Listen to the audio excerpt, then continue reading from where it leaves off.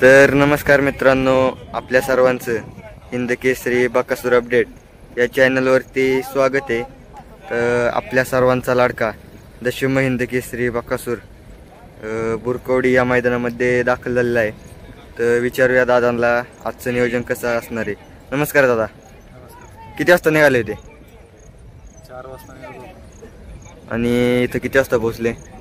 आत्ताच आलो, 10 मिनिटं झाली। मित्रांनो, बकासूर सकाळी 4 वाजता निघाला होता व आत्ताच आला। तर दादा कोणाबरोबर पाहणार आहे आपला बकासूर?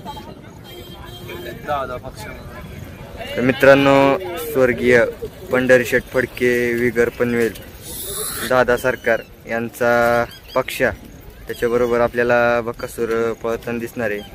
दादा, आता सर्जाचं कसं नियोजन असणार आहे? कारण सर्जा बैल अख्ख्या पोरांमध्ये आपल्या वैभव मामा असतील, तुम्ही असतील, तुमचे भाऊ असतील, तर कसं नियोजन असणार आहे त्याचं?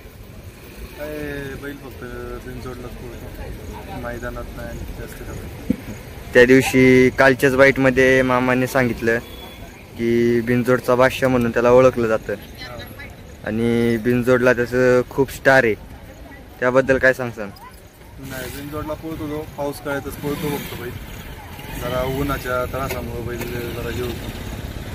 तरी दादा, आपल्या सर्जेने तरी सलग किती बिनजोडचा मानकरी ठरलाय?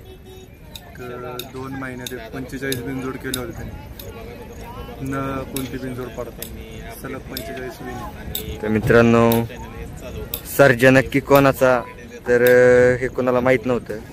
तर आज या बाईट माध्यमातून कळतंय की सर्जा हा प्रथमेश मोरे यांचा आहे व वैभव मामा असतील यांचा आहे। तर दादा, पुढील वाटचालीस तुम्हाला शुभेच्छा।